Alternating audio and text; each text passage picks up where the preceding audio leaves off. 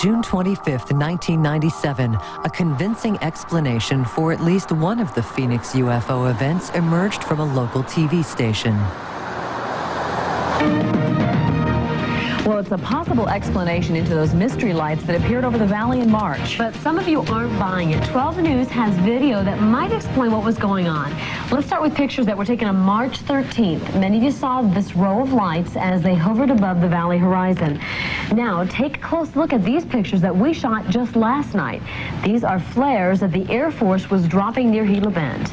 Now let's go back to the video from March. You'll remember the lights faded out one by one. Let's take a look. They're going to see how they're slowly fading out one by one. And again, looking back at those flares from last night, they also burn out one by one. There they go.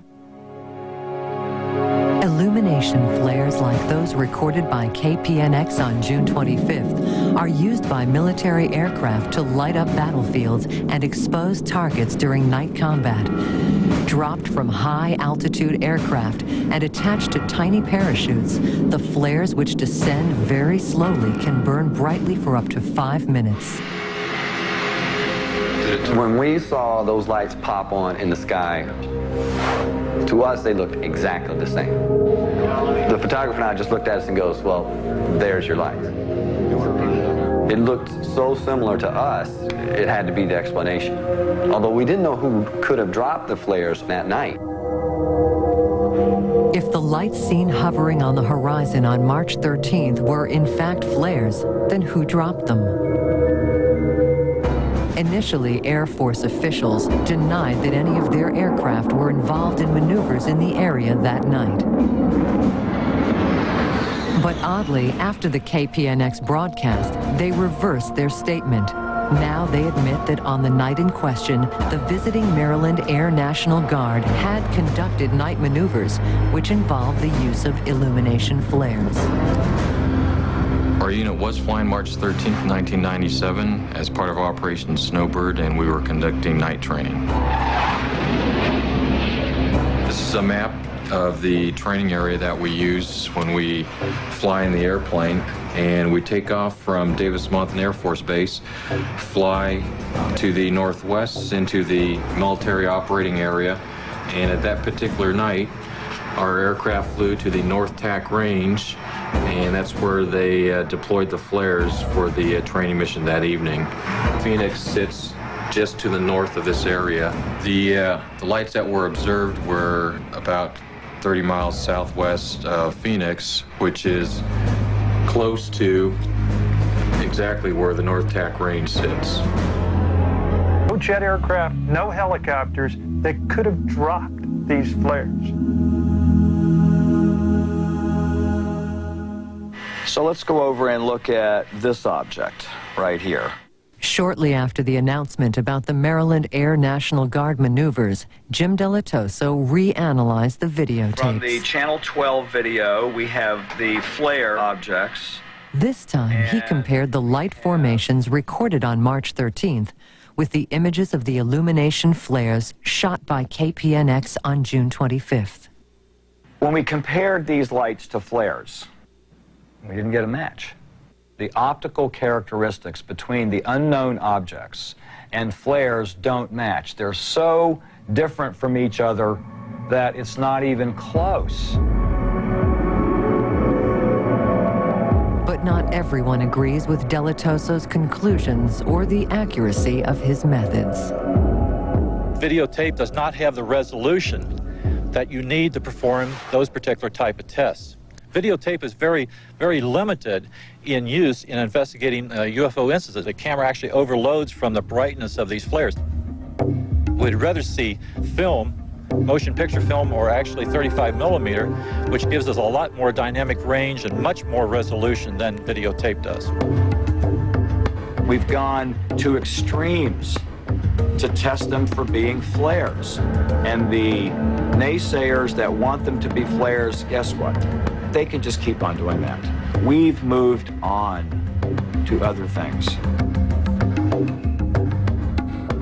According to the Maryland Air National Guard, the illumination flares were deployed, fell, and disappeared from sight, behind the mountain range seen in the video. But many eyewitnesses claimed that the lights they saw were in front of the range and therefore could not have been the same flares. In an attempt to settle this crucial debate, we gave the tapes shot by one of the witnesses to Dr. Leonid Rudin of Cognitech, a California-based image processing firm.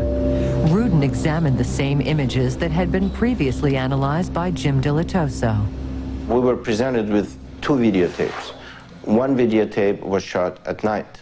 Another videotape was made during the day from approximately same location with the camera pointing in approximately same direction. Give you the angle, an idea of the surroundings and what we saw at night and the mountains where the lights appeared to be.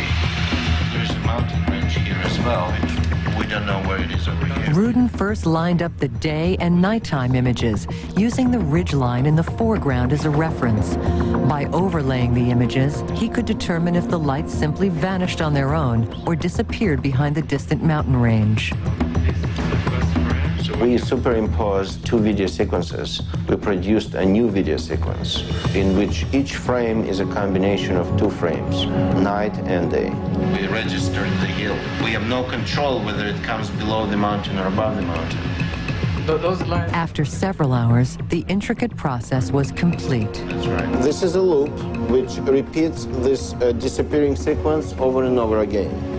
And the one thing that we see here, which is striking, is that at no point the lights disappear above the ridge of the mountain, and at no point the lights descend below the ridge of the mountain. The disappearance of the light coincides precisely with the point in time when the light is exactly at the top of the mountain.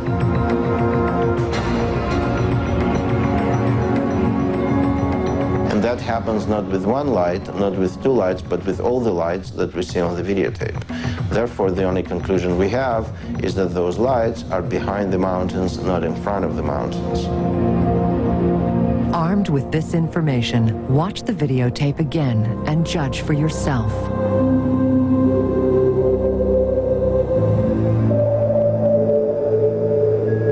Are these merely flares dropping behind a mountain range, or UFOs mysteriously vanishing? Sometimes the human eye can form its own conclusions.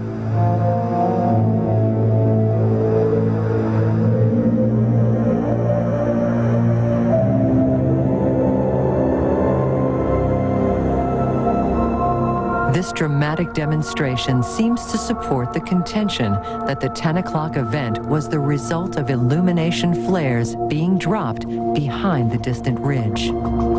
However, the controversy surrounding the V-shaped formation seen between 8:15 and 8:45 p.m. is far from over.